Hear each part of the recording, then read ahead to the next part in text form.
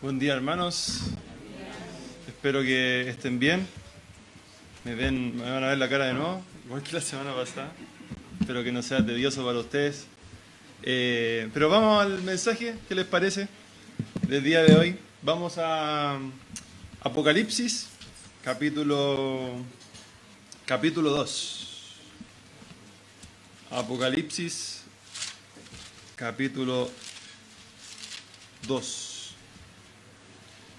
Y bueno, el mensaje del día de hoy le coloqué por título ahí como lo ven en la... Gracias. En el PowerPoint, en el televisor. Camino a la excelencia. Camino a la excelencia.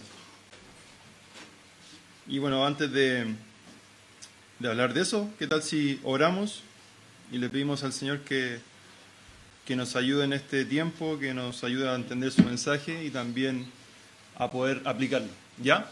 Vamos a orar. Señor, queremos darle las gracias por este tiempo que tenemos, Señor, un grupo de sus hijos, Señor, de poder estar acá reunidos como iglesia local para poder entender su palabra. Gracias, Señor, porque nos has dado la oportunidad también de poder alabarle, adorarle por medio de su palabra, por medio de las canciones.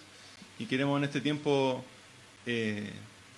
postrarnos ante usted para poder entender su palabra y que ella llegue al corazón nuestro y así poder llevarla a cabo, Señor. Que dejamos este tiempo en su mano, en nombre de Jesús. Amén. Una de las cosas que yo, gracias al Señor, ¿cierto? Como decía el hermano Pablo, también tuve el privilegio de poder estudiar en la facultad y muchas cosas pude aprender de muchas personas que estaban en ese lugar.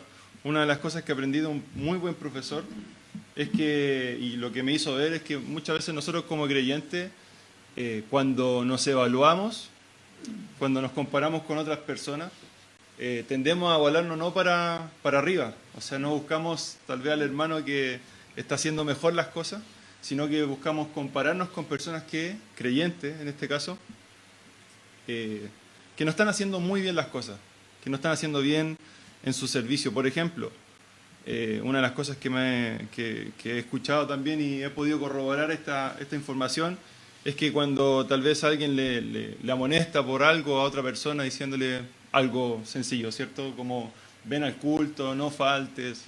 Una de las cosas que pueden llegar a responder las personas es, pero ¿cómo él lo hace, esta persona tal? ¿Cómo él lo está haciendo? Yo también puedo hacerlo. En vez de compararnos con la persona tal vez que está viniendo a la iglesia de manera regular, nos comparamos con personas que no lo están haciendo. Y eso es evaluarnos para abajo en vez de hacia arriba. Y por lo tanto, aquí en el mensaje de hoy, en esta iglesia, que es la iglesia de Pérgamo, vamos a estar mirando, es una iglesia que la llaman los escritores bíblicos como la iglesia mundana. Y esta iglesia nos va a ayudar a poder pensar en la excelencia como un modo de vivir. La excelencia en nuestro servicio, la excelencia en nuestros quehaceres, la excelencia en todo ámbito, en poder tenerlo en cuenta. Así que, ¿qué les parece si vamos allá, a esta iglesia? La iglesia de Pérgamo es una de las 7 iglesias que se nombra en la Biblia, en el Apocalipsis. Así que vamos a leer del versículo 12 al 17. Dice así: y escribe el ángel de la iglesia en Pérgamo, el que tiene la espada aguda de 2 filos, dice esto: yo conozco tus obras y donde moras, donde está el trono de Satanás, pero retienen mi nombre y no han negado mi fe, ni aun en los días de Antipas, mi testigo fiel fue muerto, ni en los días de que Antipas, mi testigo fiel, fue muerto entre vosotros, donde mora Satanás. Pero tengo pocas cosas contra ti, que tienes ahí, a los que retienen la doctrina de Balaam, que enseñaba a Balac a poner tropiezo ante los hijos de Israel, a comer de cosas sacrificadas a los ídolos y a cometer fornicación. Y también tienes a los que retienen la doctrina de los nicolaitas, la que yo aborrezco. Por tanto, arrepiéntete, pues si no, vendré a ti pronto y pelearé contra ellos con la espada de mi boca. Y el que tiene oído, oiga lo que el Espíritu dice a las iglesias. Al que venciere daré a comer del maná escondido y le daré una piedrecita blanca y en la piedrecita escrito un nombre nuevo, el cual ninguno conoce sino aquel que lo recibe. Esa es un poco acerca de la iglesia de Pérgamo y vamos a ir desarrollando y vamos a ver, para poder hablar de la excelencia, 6 verdades que nos van a ayudar a poder mirar la excelencia y a poder vivir también esta excelencia. Primero, es que la excelencia no depende del contexto cultural, ¿ya? Nuestra excelencia, y bueno, ¿y qué es la excelencia para quien tal vez no sepa esta palabra? Es hacer algo más allá de lo normal. Si alguien está haciendo un trabajo a media, bueno, no. La excelencia tiene que ver con darlo todo. Y por lo tanto, la primera verdad de la excelencia es que no depende del contexto cultural en donde nosotros vivimos. Y para esto vamos a ver un poco del contexto de Pérgamo, cómo estaba situado la iglesia de Pérgamo y cómo era el alrededor de por ahí. Primero, tenemos que tener en cuenta que Pérgamo estaba situada sobre una montaña, ya estaba situado aproximadamente a 300 metros sobre el nivel del mar, ya por lo tanto era una montaña. La gente tenía que ir para arriba para poder llegar a Pérgamo. También Pérgamo era una ciudad que en su momento fue importante en el tiempo de Roma, ¿cierto? El Imperio Romano, pero a medida que fue pasando el tiempo, esta ciudad fue decreciendo su importancia, y la ciudad de Éfeso, que sale en la Biblia, y también Esmirna, son una de las que empezaron a tomar importancia más que Pérgamo. Pero en su momento fue una ciudad importante. También era un centro comercial importante de agricultura y de ganadería. También una de las cosas que pasaba en la ciudad de Pérgamo era que tenían industrias de tejidos de lana y también elaboraciones de pergaminos, ¿ya? Y ahí también el nombre de Pérgamo, que viene de pergaminos. Y también en su momento fue la capital de una provincia romana, ¿ya? Fue la capital de una provincia romana. Pero, como le dije, en el tiempo, eso se dio a la ciudad de Éfeso. Y también uno de los descubrimientos arqueológicos que nos ayudan a entender un poco cómo fue la ciudad de Pérgamo, ocurrió en el 1868, donde se descubrió un altar a Zeus, y que este fue construido aproximadamente entre el 197 al 159 a.C. Por lo tanto, con esta información que podemos ver de Pérgamo, podemos decir que era una ciudad idólatra, una ciudad que daba altares hacia dioses ajenos, hacia dioses paganos. Y eso no solamente lo podemos corroborar con la arqueología, sino que también, si usted leyó ahí en el texto, vamos a poder darnos cuenta de esta verdad. Y, bueno, por lo tanto, también una de las cosas que podemos ver de la ciudad de Pérgamo es que fue una ciudad que apoyó también el culto al emperador romano en su momento. Ya se acordará usted, si conoce un poco de eso, es que también se daba culto a los emperadores de Roma, y por lo tanto la ciudad de Pérgamo era una de ellas que apoyaba esta práctica. Por lo tanto, Pérgamo tenía un papel importante, la iglesia que estaba en Pérgamo. A pesar de la adversidad, a pesar de la idolatría que podría haber en su contexto, ellos tenían que actuar de manera distinta. A pesar de la oposición, ellos tenían que actuar de una manera distinta, con excelencia. Y bueno, y nosotros, ¿cierto? Como chilenos, ¿cierto? Como ciudadanos en la comuna de Maipú, también tenemos que mostrar esa misma actitud que tenían que hacer lo de Pérgamo. Yo la verdad no sé si nosotros como chilenos tenemos tanta oposición. Sí, creo que hay idolatría, ¿cierto? Sí, hay paganismo, ¿cierto? Que en nuestro día a día tenemos que ir combatiendo, pero hay otras ciudades en el mundo, ¿cierto? Que la iglesia, ¿cierto?, es perseguida, es torturada, es muerta. Y por lo tanto, a pesar de ese contexto, a pesar de lo que pasa en estas ciudades donde el evangelio se persigue, a pesar de que nosotros tal vez no tengamos tanta oposición, tenemos que marcar una diferencia y tenemos que andar en excelencia. Y una de las cosas que me he dado cuenta también con ciudades que han sido perseguidas es que cuando a más se persigue, el evangelio más crece. No sé si usted sabía, pero en Laos, es un país que está en el Asia, cerca de China, las personas de allá, en un informe que se hizo en el 2021, se pudieron dar cuenta de que el evangelio creció. ¿Y saben en el contexto que vivían ellos? Bueno, tenían oposición en el gobierno, la religión mayoritaria de Laos es el budismo, una religión extremista también allá. En ese momento estaban combatiendo el COVID en el 2021 y por lo tanto, a pesar de esa adversidad, a pesar de esos problemas que estaban viviendo en Laos, el evangelio creció y también se fundaron institutos. Y en el 2021 había más de 3.000 personas que estaban estudiando y siendo edificados por la palabra de Dios. A pesar del gobierno que era en contra, a pesar de las religiones mayoritarias del budismo, a pesar del COVID, ellos estaban creciendo. Ellos estaban creciendo. Por lo tanto, no importa el contexto cultural. Por lo tanto, no tenemos ninguna excusa nosotros como maipucinos en mostrar una diferencia, en mostrar excelencia en lo que hacemos en este lugar donde estamos.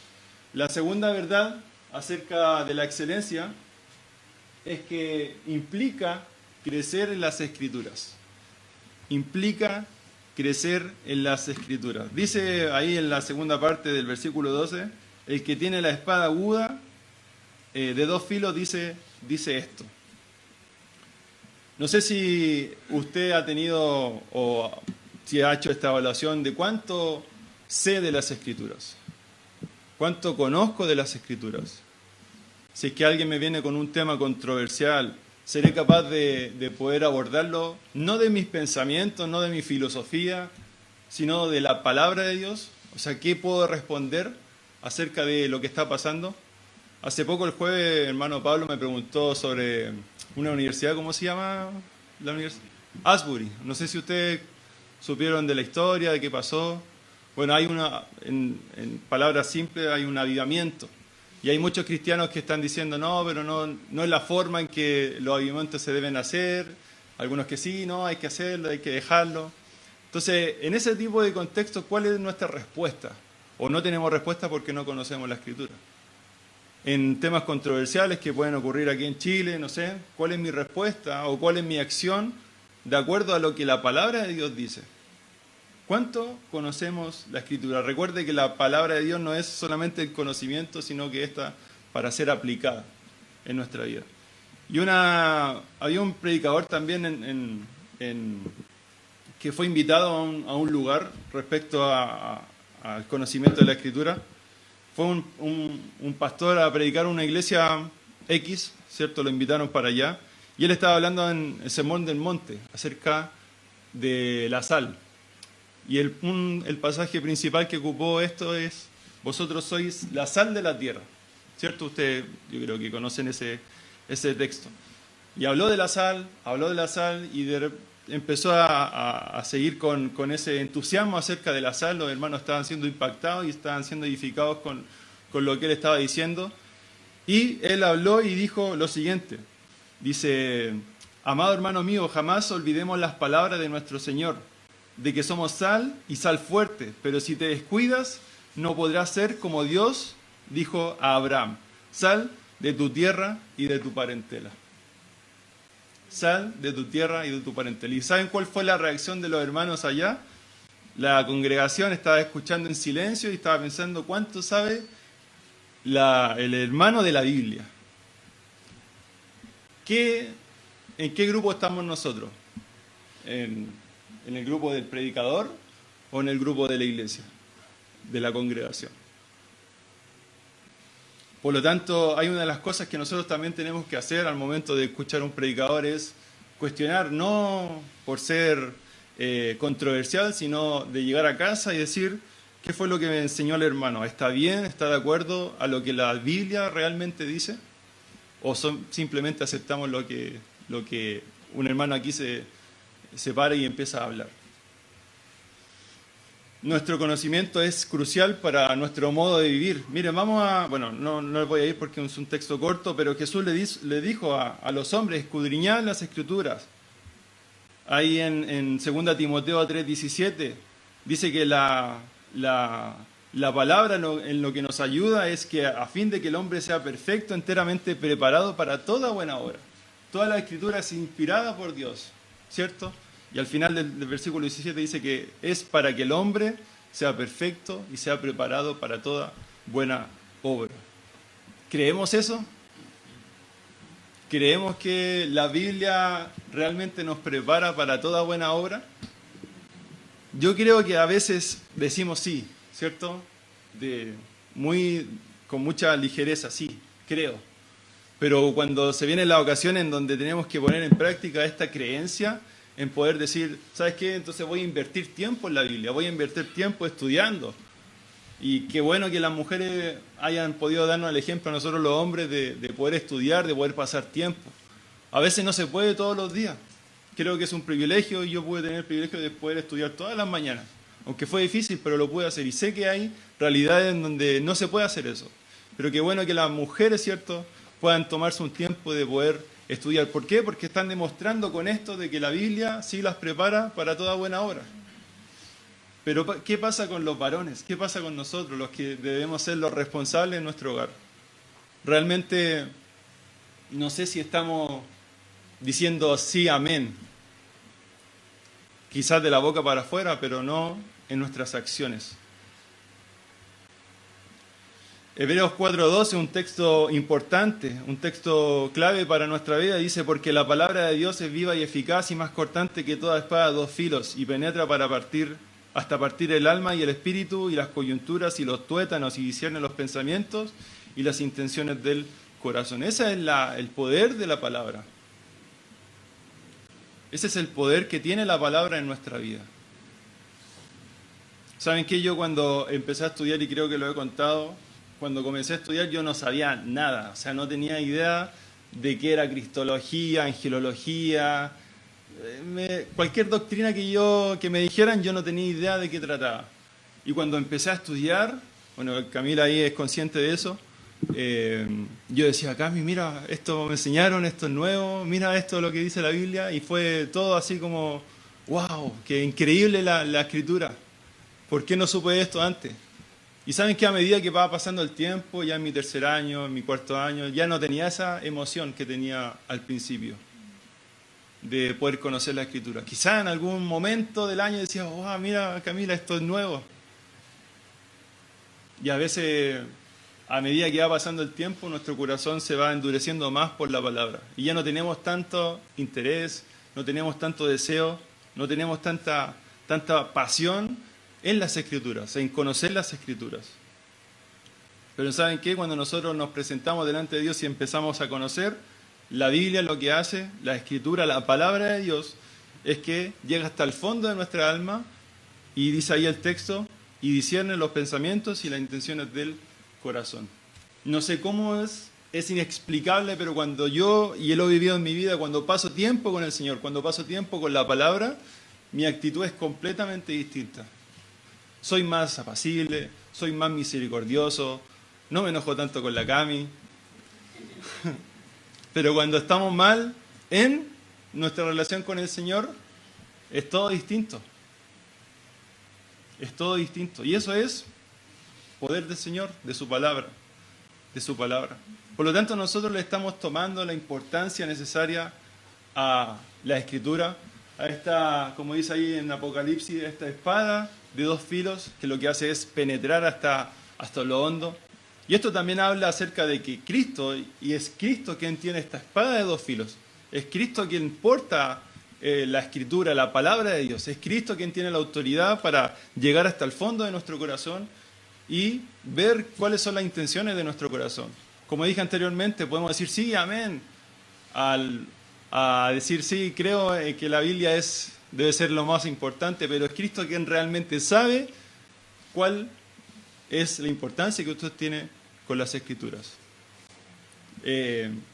Una de las cosas que he tenido que hacer en la facultad es una tesis, y una de las preguntas que hice que iba enfocado a pastores y líderes, era del 1 al 10, ¿cuál es la importancia que usted tiene de la Biblia? Y bueno, todos dijeron 10. Pero realmente es Cristo quien sabe cuál es el número de importancia entre el 1 al 10. Y también nosotros sabemos. Y a veces podemos decir 10, pero en realidad no es tanto el 10, sino que es más para abajo. Por lo tanto, tenemos como importante la Escritura en nuestra vida, pasamos tiempo con ella. La tercera verdad de la excelencia es que... ¿Me puede ayudar con eso? Ahí. Se evidencia por medio de las obras, ya lo que hemos estado viendo anteriormente. No basta solamente con decir sí, sino que también tenemos que actuar. Y aquí vemos cómo Cristo elogia las obras que a pesar de que tenían de adversidad, ¿cierto? Conocemos, como les dije, la cultura en su momento de la iglesia ahí en Pérgamo. Aquí hay un elogio. Dice el versículo 13 de Apocalipsis 2, yo conozco tus obras y dónde moras, donde está el trono de Satanás, pero retienes mi nombre y no has negado mi fe, ni aun en los días que Antipas, mi testigo fiel, fue muerto entre vosotros, donde mora Satanás.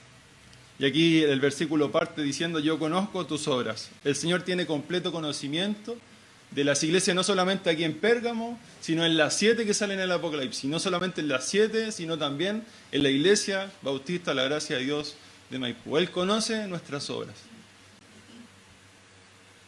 Y el Señor es sabio, el Señor es consciente de poder reconocer las obras que están haciendo sus hijos. Y aquí podemos ver la buena obra que estaban haciendo los hermanos ahí en Pérgamo. Dice ahí, sigue el texto, y donde moras, donde está el trono de Satanás. ¿Se recuerda que al principio hablamos de este descubrimiento arqueológico de este altar a Zeus? Bueno, una de las cosas que podemos ver en este texto es que la ciudad era idólatra. ¿Por qué? Dice que este lugar donde está el trono de Satanás se puede referir a un lugar de adoración a ídolos. Una adoración completamente a los ídolos. Y a pesar de eso, a pesar de que la ciudad estaba siendo idólatra en su momento, ellos decían, y ahí sale en la escritura, pero retienes mi nombre y no has negado mi fe. A pesar de la adversidad, a pesar de la oposición, a pesar tal vez de la presión, ellos estaban siendo fieles en no abandonar su fe. Su fe. No sé si usted alguna vez ha cedido frente a la presión. Una de las cosas, un video divertido que vi hace un tiempo atrás, no sé si lo ha visto, es que un profesor estaba en un lugar y faltaba un alumno que llegara. Y tenía una cartulina de color verde. Y estaba con esa cartulina de color verde y le dijo a los estudiantes, cuando llegue el estudiante voy a preguntar por el color y voy a decir que es rojo. Y ya todos los alumnos sí, digan que es rojo. Y cuando llegó el alumno, la profesora empezó a preguntar a los alumnos, ¿de qué color es esto? ¿Cierto? Siendo verde, y decían rojo. ¿Qué color es este? Rojo. ¿Qué color es este? Rojo. Y al final que le preguntó a todos, le preguntó a la persona que había llegado tarde. Y le preguntó, ¿qué color es ese? Y él, como impactado de la respuesta de sus compañeros, dijo, rojo. Al finalmente no se dio ante la presión de sus compañeros y dijo ese color que todos habían dicho. Y creo que nosotros como creyentes a veces, por la presión del mundo, porque todos están en la misma sintonía ante ciertas tendencias mundanas, cedemos ante esa presión. Ante esa presión. En vez de mirar la verdad que está acá, cierto que en ese momento era el color verde, esa era la verdad en ese momento, y esta es la verdad de nosotros. Y esa es la verdad en la cual nosotros tenemos que regirnos. No importa la adversidad, no importa el contexto donde vivamos. Esta es la verdad que nosotros tenemos que seguir. Y saben que esta oposición no fue algo fácil para la iglesia en Pérgamo, sino que también hubo muerte entre ellos. Dice ahí, el texto sigue, ni aun en los días que Antipas, mi testigo fiel, fue muerto entre vosotros. No fue una oposición fácil de llevar. Hubo un hermano que murió en medio de ellos. Por lo tanto, podemos ver que no importa, como decíamos, y volvemos al punto 1, no importa el contexto cultural donde vivimos. Nosotros, nuestra excelencia se tiene que ver demostrada por nuestras obras. Por nuestras obras. Y termina el versículo diciendo, donde mora Satanás. ¿Ya? Y esto habla acerca de la influencia directa que tenía Satanás. Recordemos que Satanás no es omnipresente. Él no está en todo lugar. Quizá ahora no está entre nosotros. Quizá está con personas más importantes, tal vez, tratando de hacerlos caer. Pero en ese momento Satanás estaba en ese lugar, afectando a la iglesia, afectando a la ciudad en Pérgamo. Ese era su trono. Ahí es donde vemos la influencia de Satanás directamente en los hermanos de ese momento. Por lo tanto, como creyentes, nosotros estamos evidenciando nuestra fe por nuestras obras, estamos mostrando la excelencia con lo que decimos vivir. Esa es una pregunta personal, ¿cierto?, que nos debemos hacer día a día. La cuarta verdad es que la excelencia trae consigo amonestación. Y esta es la parte que quizás no nos gusta mucho, ¿cierto? Cuando alguien viene y nos dice una verdad con amor, ¿cierto?, en donde tenemos que cambiar algún aspecto de nuestra vida, ahí somos un poco más reacios y decimos, pero ¿quién se cree para decirme lo que tengo que hacer? En vez de actuar con humildad, en vez de poder analizar lo que me está diciendo el hermano y poder decir, sí, ¿sabes qué? En este punto estoy de acuerdo contigo, creo que tengo que cambiarlo. Dice ahí el versículo 14 y 15 de Apocalipsis capítulo 2, pero tengo unas pocas cosas contra ti, que tienes ahí a los que retienen la doctrina de Balaam, que enseñaba a Balac a poner tropiezo ante los hijos de Israel y a comer de cosas sacrificadas a los ídolos y a cometer fornicación. Y también tienes a los que retienen la doctrina de los nicolaitas, la que yo aborrezco. La que yo aborrezco. ¿Saben qué? El Señor, a pesar de hacer tal vez 9 cosas buenas de 10, el Señor te va a remarcar en poder cambiar ese aspecto de tu vida que tal vez no estás trabajando. Una de las cosas que también me he dado cuenta con el tiempo, donde he tenido el privilegio de poder servir a los jóvenes, es que a veces siempre llegan el tiempo de las evaluaciones, cuando estamos en el equipo.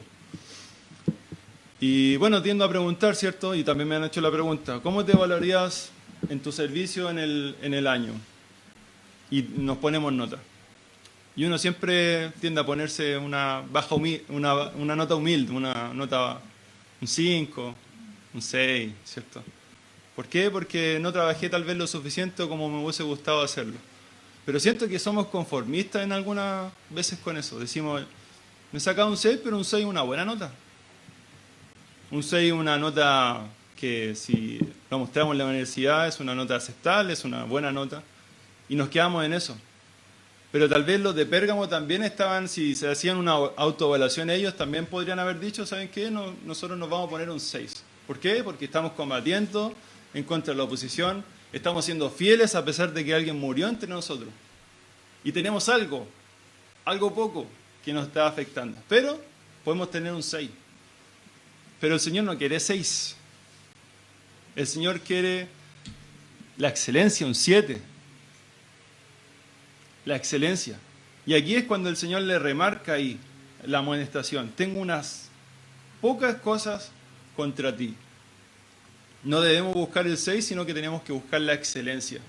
La excelencia. Quizás nunca vamos a tener un 7, porque siempre vamos a cometer error. Pero buscar ese 7, buscar esa excelencia. Y eso es lo que el Señor le remarca ahí. Dice, pero tengo unas pocas cosas contra ti. Que tienes ahí a los que retienen la doctrina de Balaam, que enseñaba a Balac a poner tropiezo ante los ojos de Israel y a cometer cosas sacrificadas a los ídolos y a cometer fornicación. ¿Qué pasaba con las personas ahí en Pérgamo? Estaban permitiendo en su iglesia, ¿cierto? En la iglesia ahí en Pérgamo, en ser permisivos con personas que estaban yendo por otra doctrina. Y aquí marca una historia que está en el Antiguo Testamento, en el libro de Números. Ya, si me puede acompañar ahí en el Número capítulo 25.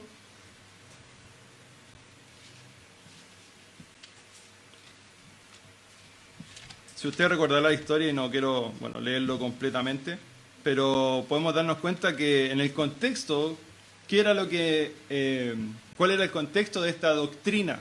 Bueno, una de las cosas que pasó en ese momento era que Balac lo que quería era que Balaam pudiera maldecir a Israel.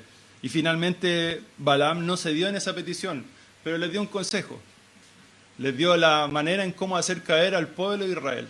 Y aquí está la manera. Números, capítulo 25, del 1 al 3. Dice, moraba Israel en Sittim, y el pueblo empezó a fornicar con las hijas de Moab, las cuales invitaban al pueblo a los sacrificios de sus dioses. Y el pueblo comió y se inclinó a sus dioses. Así acudió el pueblo a Baal Peor, y el furor de Jehová se encendió contra Israel. ¿Cuál fue el consejo que dio Balaam a Balac? Bueno, ponle mujeres a los israelitas, mujeres de Moab, y cuando ellos vayan hacia esas mujeres, lo que van a hacer esas mujeres es inclinarlo ante los dioses ajenos, paganos, idolatría. Y así fue como Israel en ese momento cayó ante esta tentación y finalmente, como dice ahí el versículo 3, al final, y el furor de Jehová se encendió contra Israel. Imagínense, desde ese tiempo hasta ese tiempo de la iglesia en Pérgamo, aún existía esa doctrina. Aún existía esa doctrina de hacer caer a las personas, ¿cierto? Las personas que estaban en esa iglesia tenían este pensamiento y era un pensamiento de fornicación. Y eso era lo que la iglesia de Pérgamo estaba permitiendo en ese momento. Dice ahí que retienes a los que hablan de la doctrina de Balaam. Estaban reteniendo, no estaban siendo cuidadosos con las personas que estaban actuando en ese momento. Como iglesia nosotros tenemos la obligación de que si algo no está con respecto a lo que la palabra de Dios dice, si vemos que un hermano se está saliendo del rumbo, nosotros tenemos la obligación de poder cuidar el testimonio, cuidar la santidad de la iglesia. Y eso obviamente, para eso tenemos que conocer la Escritura, ¿cierto? ¿Y qué pasó con la iglesia en ese momento? No lo estaba haciendo. Estaba permitiendo que estas personas influenciaran en la vida de otros hermanos con este tipo de doctrina. Y también habló acerca de los nicolaitas. ¿Ya?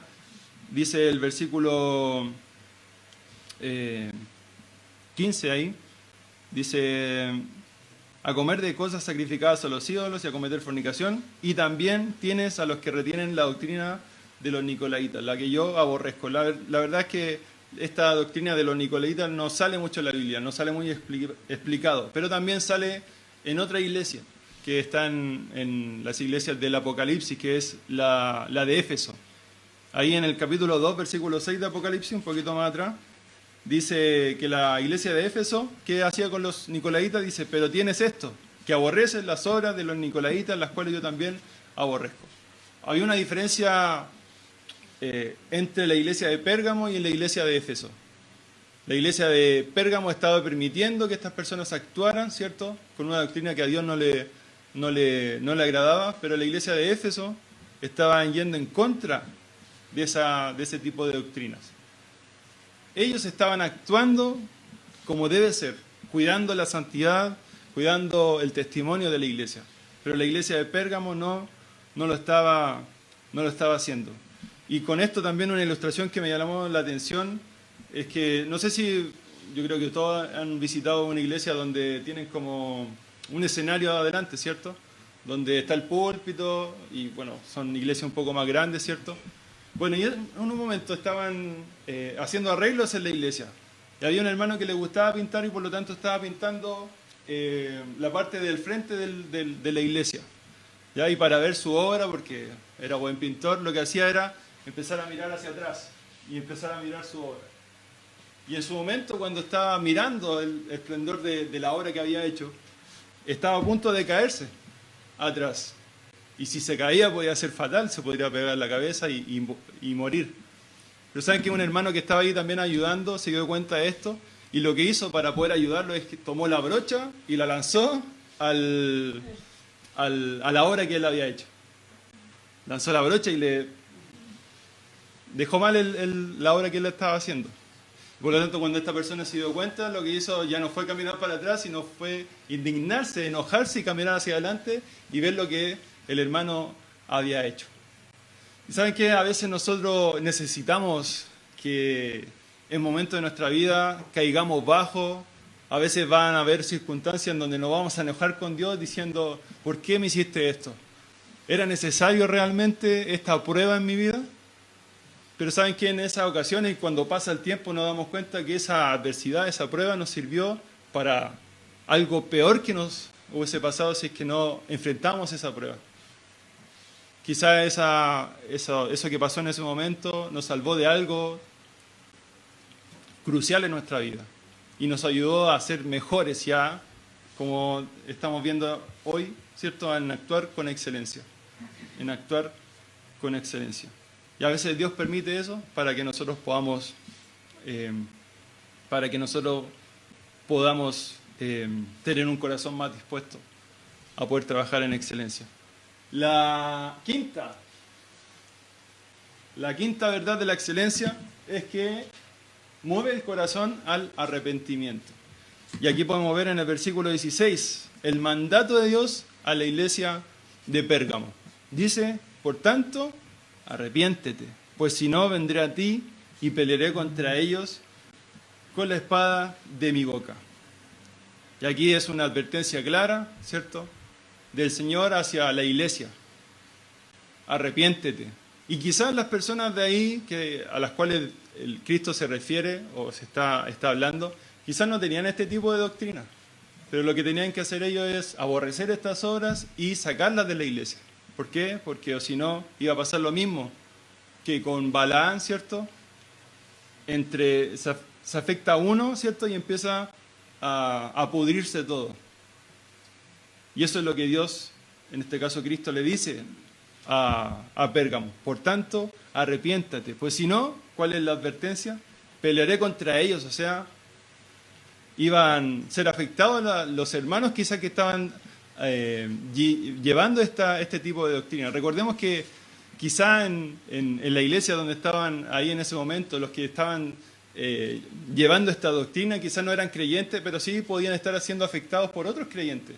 Y esos creyentes estar siendo afectados en pecados como la fornicación. Y por lo tanto, si seguían en ese estilo de vida, Dios iba a pelear contra ellos.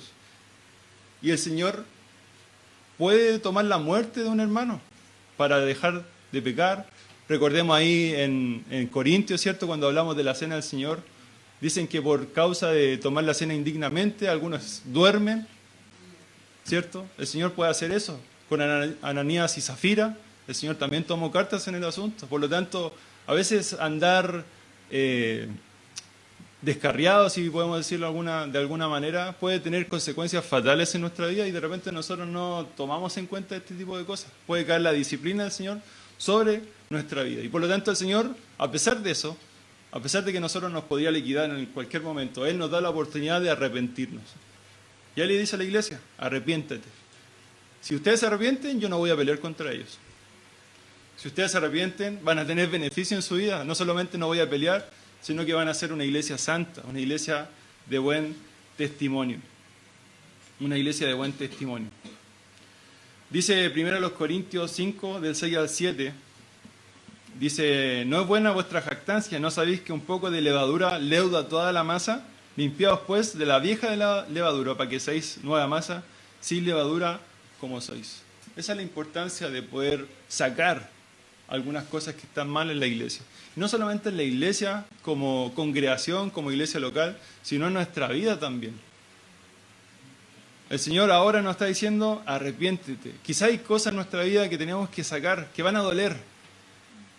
Pero el Señor dice, arrepiéntete. ¿Por qué? Porque puede haber disciplina.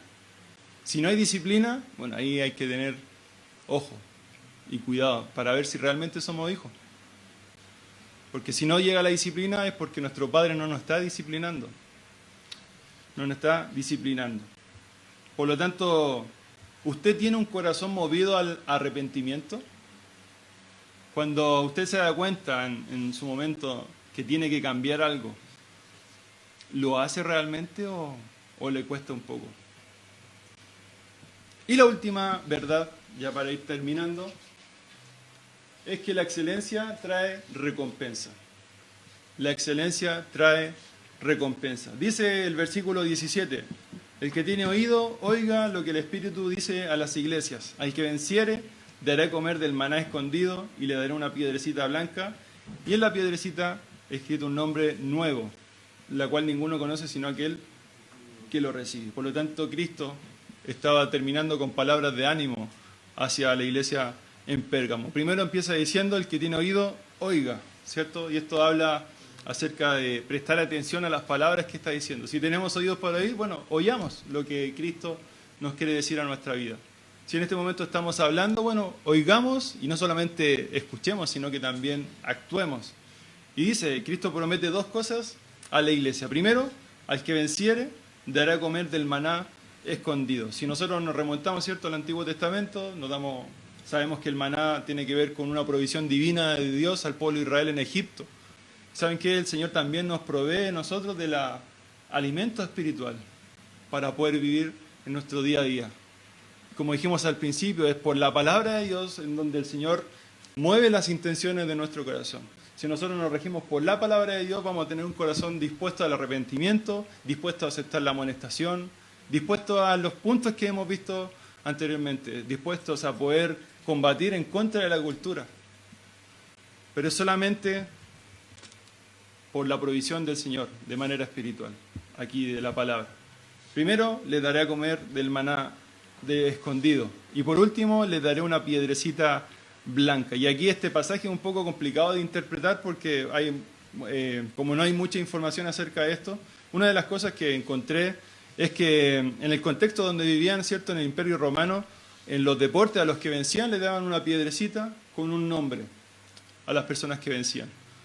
Y por lo tanto, una de las cosas que el Señor promete, y ahí dice al final del versículo 17, y en la piedrecita escrito un nombre nuevo, el cual ninguno conoce sino aquel que lo recibe. Por lo tanto, nosotros como hijos de Dios quizás vamos a recibir esta piedrecita y escrita en él un nombre nuevo. Así como lo hizo con, viendo tal vez algunos ejemplos en el Antiguo Testamento, con Jacob, ¿cierto?, que le cambia el nombre a Israel, con Abraham, ¿cierto? Y así otros nombres también que pasaron ahí. Quizás nosotros, bueno, no quizás, vamos a tener un nombre nuevo y lo vamos a conocer al momento en que estemos en la presencia de Dios. Y eso quizás va a describir la forma en cómo nosotros vivimos en nuestra vida. Y va a ser interesante conocer cuál va a ser ese nombre que el Señor nos va a regalar. Por lo tanto, tenemos dos cosas. A los que vencen, el alimento espiritual, ¿cierto? Y este nuevo nombre que el Señor nos dice.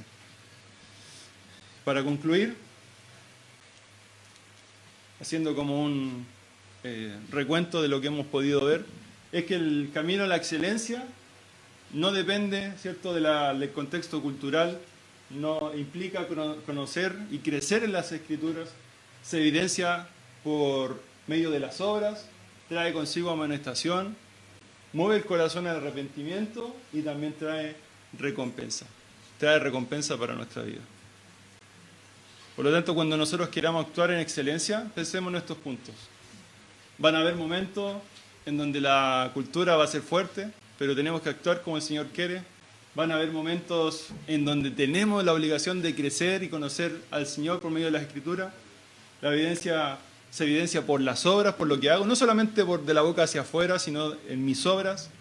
La excelencia va a traer consigo la amonestación. Va a haber momentos en donde vamos a tener que cambiar, o tal vez el Señor nos va a amonestar, tal vez un hermano va a ocupar un hermano para eso, y tenemos que estar dispuestos a poder escuchar ese tipo de consejos. También no solamente se va a quedar en la amonestación, sino que también tiene que mover el corazón al arrepentimiento, a este cambio profundo, no al remordimiento, sino al cambio completo de nuestra manera de vivir. Y el Señor, como siempre, tan bueno, ¿cierto?, nos da recompensa. A pesar de que no la merezcamos, a pesar de vivir vidas que para Él tal vez son nota baja, menos del 4, Él al final igual, si nosotros nos disponemos a arrepentirnos y mover nuestro corazón a cambiar, Él nos va a recompensar. Por lo tanto, ¿cómo estamos nosotros en nuestro camino a la excelencia. ¿Nos falta? ¿Estamos trabajando por eso? Bueno, es momento de evaluarnos y poder pensar en este tipo de cosas. Vamos a orar y terminamos. Señor.